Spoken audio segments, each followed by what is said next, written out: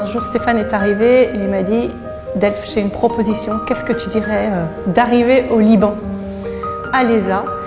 Et c'est là que Stéphane a commencé sa carrière de Libanais en 2002. Stéphane, je reste persuadée que c'était un grand homme. Il était amoureux de ce campus. L'ESA, c'était un peu... c'était sa famille. Il dirigeait, il disait « je suis le capitaine de ce bateau ». Il comparait l'ESA à un bateau. Stéphane, on pourrait en parler des heures. Il était curieux de tout. Bonjour Stéphane. Bonjour Yvan. Stéphane était un homme d'exception, un leader charismatique et combatif. À ses côtés, pendant près de 10 ans, nous avons partagé sa vision, ses valeurs et son amour pour le Liban et pour l'ESA. كثير محبوب لانه كان يحترم العالم كلها، ما هيدي الصفه القويه اللي عنده اياها، انه الريسبي للعالم كلها.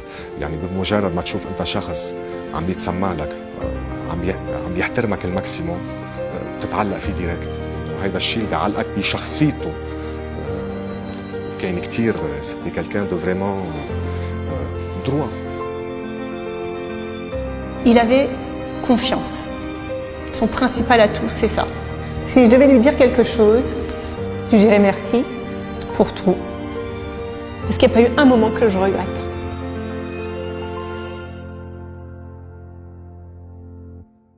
Les seuls moments où il était atteint positivement, où il était obligé de faire tomber la carapace, c'est quand il avait son bébé dans les bras.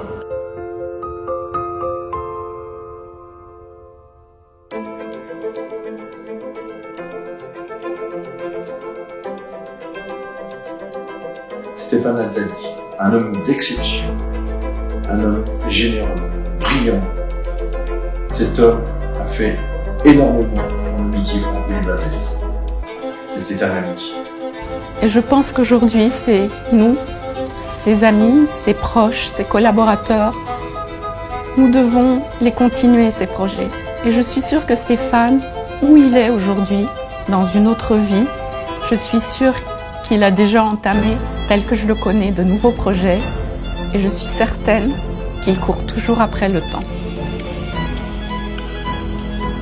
Fort de son souvenir, porté par les convictions qui étaient les siennes, c'est aujourd'hui toute la communauté ESA qui va de l'avant et qui s'attelle à construire l'ESA qu'il avait rêvé.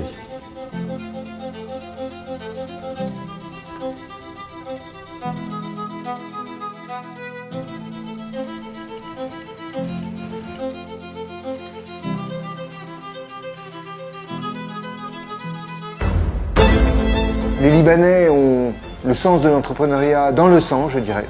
Plus que beaucoup d'autres populations, ils sont entrepreneurs dans l'âme.